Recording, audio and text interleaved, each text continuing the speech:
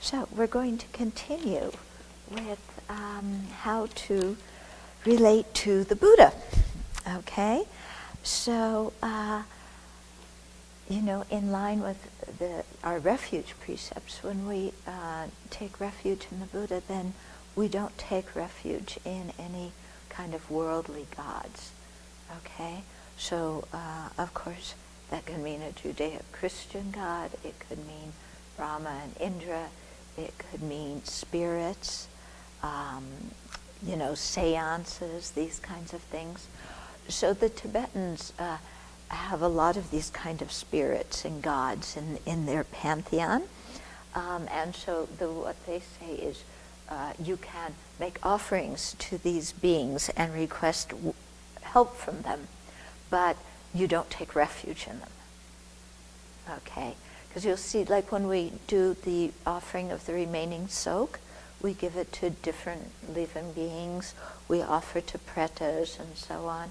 So, but we don't take refuge in any of those other beings. We keep our refuge very clearly in the Buddha, because the Buddha has eliminated all the defilements and culminated all the virtuous qualities. So why give up that? Yeah. And this actually fits into, this whole discussion that's been happening about the protector issue and so forth, because there's been some people that have elevated a worldly protector, who was not a Buddha, up to a very high status. And then His Holiness is very concerned that then that, it interferes with proper taking of refuge in the Buddha. Yeah, and then people emphasize too much in their practice propitiating a spirit for worldly gain. And so that's part of his concern. Okay, then in terms of more practical things with our refuge in the Buddha, then not doing business with Buddhist statues or thangkas for the purpose of making money. Yeah, so in other words, just having these things, selling them with the attitude of how can I make the most money off of them. Again, like I keep saying, as if you were selling used cars. You don't treat Buddhist statues that way. So keeping paintings and statues, just seeing them as material objects, kind of, oh, look at my beautiful statue, painting, whatever. When I first went to Nepal before I became a Buddhist, I really liked the Tibetan rice prints, of the different deities. And we got a lot of them and put them all over, the house. I thought they were just so cool. I was really attracted to them. But my motivation was not just attraction to them. It was, I'm going to have all these cool things from Nepal in my flat. And my friends are going to come over and go, wow, you're so adventurous. You went all the way to Nepal and India. Wow. Yeah, so there's a bit of that in there. Okay. Then putting statues, paintings, and so on the floor or in a dirty place. And again, I'm really alarmed when I see that happening here. People storing paintings in the closet, on the floor of the closet. Even when we're hanging things, people putting them on the floor to prepare them instead of lying them on top of something. So we really have to pay attention to this and take care of this.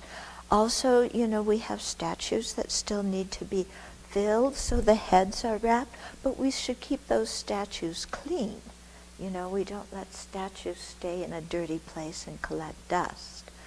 I remember one time when I was in Tibet, 1987, and mostly the places we stayed, the altars were very nicely kept, but at one little village we stayed, it was filthy, and I really, in my very limited Tibetan and extended gesturing, kind of said, no, you've got to keep the images of the Buddha very clean and treat them respectfully, not because we're worshiping statues, that, we're certainly not idol worshippers, but those remind us of the Buddha. Yeah, they represent the Buddha's qualities. So for people who have a difficulty understanding that and the difference between idol worship, I ask them, well, when you travel, do you take a picture of your family with you? Yes. Well, when you look at the picture of the family, does it remind you of your family and your care for them?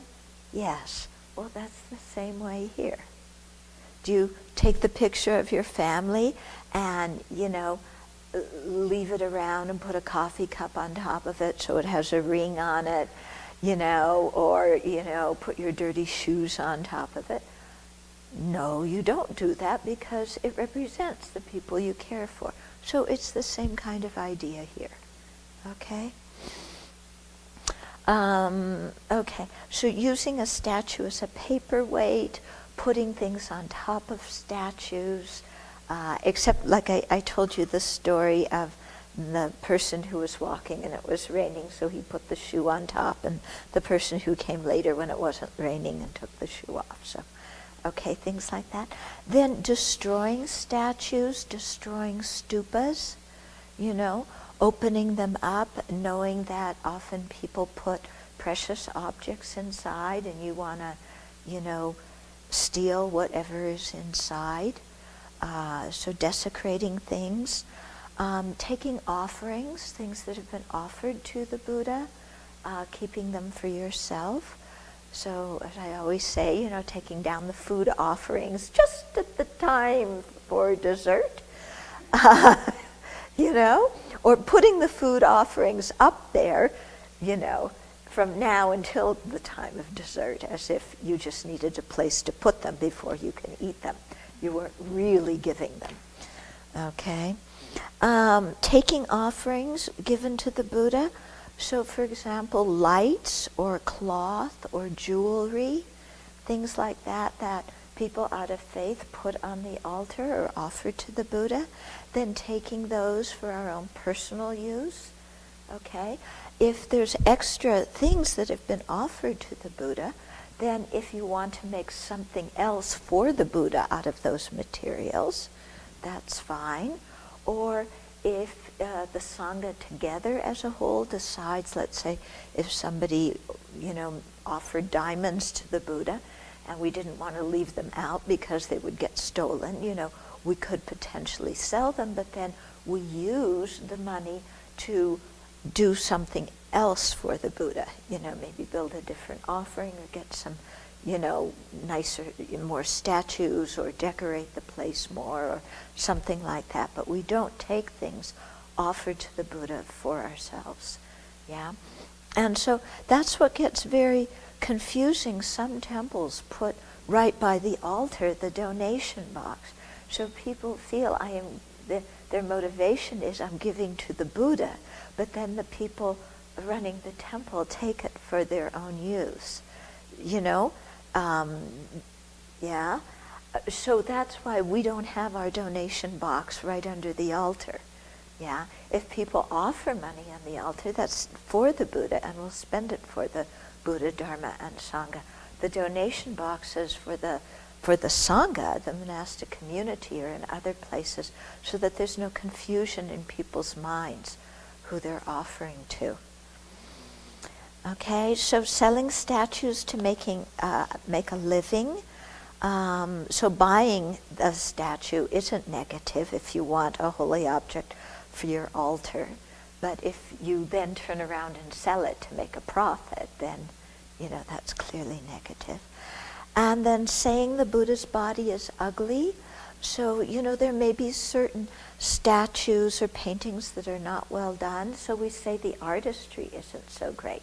But we never say, the Buddha looks creepy or something like that. Yeah. we don't criticize in that way. And similarly, when people are painting the Buddhas or the different deities, they need to be very careful and paint them in a very beautiful, attractive way. Yeah, and I know for me, I feel slightly uncomfortable when sometimes magazines and books will have a picture of a Buddha or one of our teachers on the front, and then the title of the magazine goes right across their forehead. I just feel uncomfortable with that, It's like, wait a minute, you don't print things on the Buddha's forehead or something like that. Okay? And then, of course, using statues as collateral. I don't think people do that very much now, but I think probably in, Asian societies, your statues were your most valuable things, so you want to, refinance your hut, then you, use the statue as collateral. So we want to avoid doing things like that, too.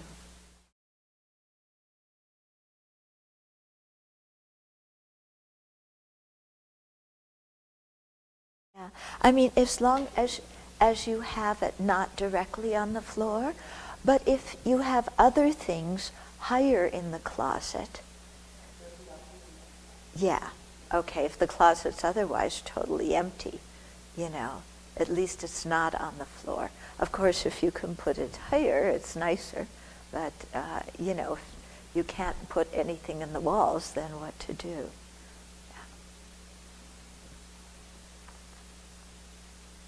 Anything else?